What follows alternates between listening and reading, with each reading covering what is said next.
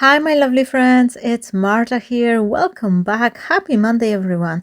I thought it will be a great idea to start this new week from creating something inspirational. And to help me to get my idea, I'm using my DICE&CRAFT system, which is a free printable for everyone who would like to use it. Now, I've tossed my die a couple of times, and what I have here is a rainbow color birthday card in circular shape using some dice. I'm starting from creating the card base, and for that I grab myself a piece of the watercolor paper. I want my card to be kind of stiff and have this nice texture which I could get from the watercolor paper. And these blocks of the watercolor paper, these are very inexpensive. I think they cost like pound something, 1.5 pound, less than $2 anyway. And just in case someone is wondering, and I do buy them in a store which are called Action here in Poland, but I think you can find something very similar in UK. That will be either Works or BM, and I'm not sure, but many of my American friends, you are mentioning stores like Michael's. I think this is the name. So it's very inexpensive but good good quality stiff watercolor cardstock I'm using. But obviously you can use whatever you have, and if you've got ready-made card bases, you can also use one to create the circular shape card. And now the die I'm using here, this octagonal die, this one comes from the Kokorosa, and I do have the link with the discount code if anyone is interested. However, I'm using this die for only cutting those little triangles, so this is something you can easily recreate yourself. You not necessarily need to buy the die for it. And as I'm always saying in many of my videos, try to use what you have in the first place. Obviously, if you want to buy something and you go to the store using my own affiliate link, this is a help and support for me, so I'm super thankful for that. But always in every single one of my videos, whether I'm sharing some products or some showing you the different things, sharing with you the links, I'm usually in night time of the 10. If I forget, maybe I'm always saying use what you have in the first place. Have a look on your own stash rather than keep buying new things, because having too many supplies, it's also something which will I think in some ways that could help you, but in other ways that could be something which will drag you down, because if you've got too many choices, you start feeling overwhelmed with which one project to choose, which one die or stamp set to use up. And this is something I'm definitely struggling with. So being in this craft for such a long time, I'm trying to share with you my experience, and if it's something I'm noticing as well, I'm always trying to let you know. So definitely I encourage you to have a look on your own supplies and see what you could have there. Now I'm using this frame, this die cut frame, this octagonal shape, as the guide. At first my initial thought was to adhere it to the piece of the copy paper and then fussy cut like around this octagonal shape. But you could see here, once I place all my elements and I put this round circular frame on top, I wasn't really happy with this octagonal shape coming out from underneath. So here I cut another layer, and I'm not gonna put them to the waste. I will later on reuse the one which I attached to the copy paper, as well as this die cut piece as well. But for now I am adhering it with the masking tape, and I'm using it as my guide to actually glue those little triangles to this circular shape which was cut out from the frame I was cutting at the beginning of the video. And this is what I mentioned, that you not necessarily need that die. You can actually cut yourself a bunch of triangles and create some similar pattern, or cut one circle in like a pizza box slices and then use them up this way. and that will create you a nice rainbow color order as well. And if you would like to keep those white borders, like white borders in between the shape, what I would recommend you is to grab smaller circle and cut it into like pizza slices, and then adhere them on top of the larger one by very gently spreading them around to have those borders. So that way you can very easily recreate the same look.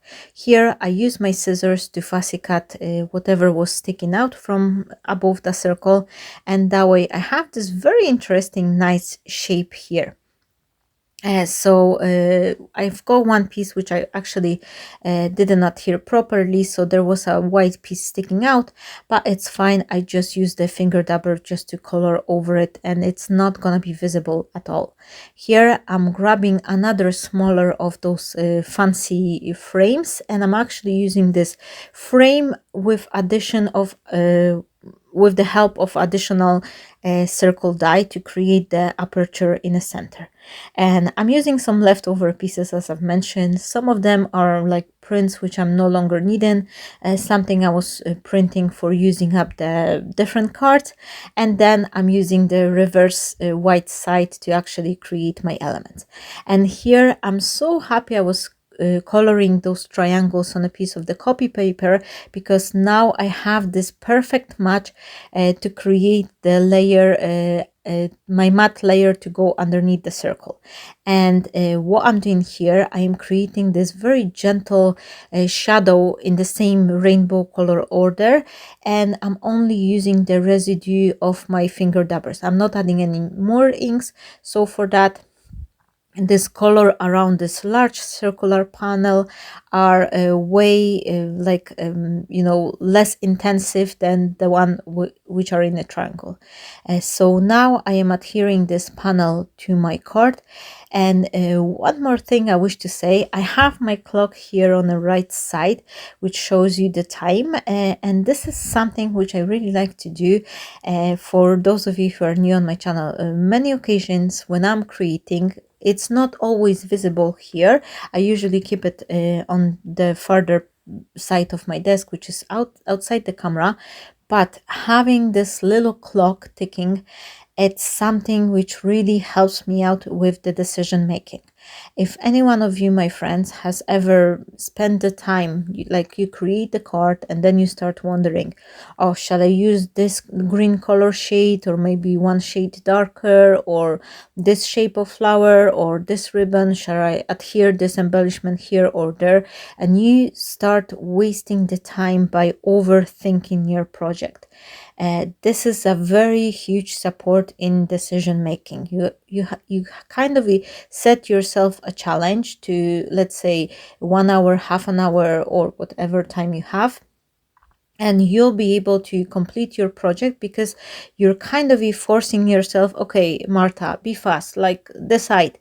And this is really what helped me out in everyday card making, to set up myself those challenges, because I'm no longer spending that time trying to figure it out what to add where. So here I put all the layers together with this circular frame, and as soon as I adhere them, I thought, oh, I really would like to have a little bit blink here. So I searched in my drawer with the gold scrap pieces, and I found this leftover mirror cardstock, and I'm gonna be cutting some frames to go around this large circle, as well as the smallest one, which I later on use around my sentiment. And one more thing I wish to say to you, my friends, when I was recording this video last night, I had the trouble to kind of set up my computer. It wasn't connecting with my router for some reason. There was some error there, and I couldn't get my printer working because I have it set up in Wi-Fi rather than cable, and I wasn't sure where the cable is. So I really wanted to print the sentiment to go the inside, on the inside of this card.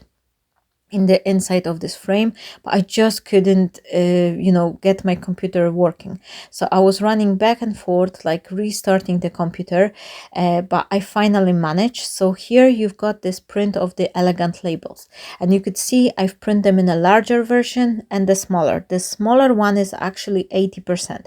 Whenever you press your printing option and you've got the scale too, you can actually lower it down if you need your labels to be smaller. So what I did, I pressed the 80% there, and that way my labels came out of the printer slightly smaller to what they are in the original design. And one more thing to say, because there's lots of new friends here joining my channel, all the elements design papers which I am sharing with you, they are usually for free on my buy me a coffee page. Some of them I mark like £1 or something, but the vast majority of them I set up for free there.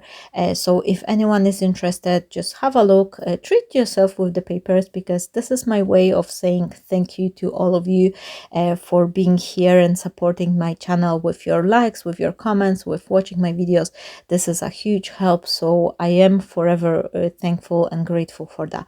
The vast majority of the design, they are coming in PDF file, just to let you know, and then you've got 2 pages usually. The first one is with the actual design, and the second one is just like a licensed user, all the extra information, and amongst them you will find some affiliate links as well, and you can also find them down below in the description area.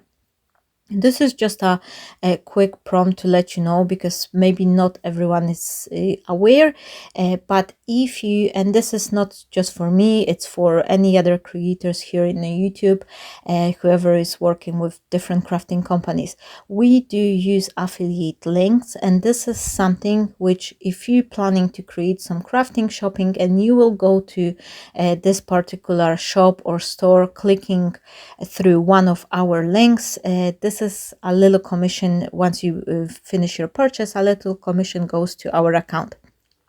So thank you so very much for everyone who's been doing that, even though sometimes you can think like, oh, but I'm only buying like paper or glue, which is worth like £5. And you can think that, oh, this is not a lot. However, for us, every single penny is adding up. And even if you think this is just a few pence, for us who are here on the YouTube and we're trying to kind of make a living out of our creation, this is a huge support. So thank you so very much, everyone who's been doing that, who's been clicking on the affiliate links and buying your crafty items through them. Now, I've put all those golden layers around the circle, and I think that the card become way more kind of like a premium look, luxurious. And then I've used this very old punch Marta Stewart butterfly one, and I create a couple of the butterflies, which I then color them accordingly using the same colors from my finger dabbers. Last thing I'm doing here, I'm adding a couple of the little golden pearls. And my friends, I had the bottle of the glossy accent right next to me. I don't know why I was trying to fiddle them with my hot glue, but anyway, it worked. Look on this card. This is the finished product, how it looks like. I hope this brings you some sort of the inspiration. Don't forget, you have this free printable elegant labels, as well as this Dice and Craft little idea generator. Thank you so very much for watching my videos. I hope you are all great, and I'm wishing you a fabulous day. Stay blessed, my friends, and bye-bye.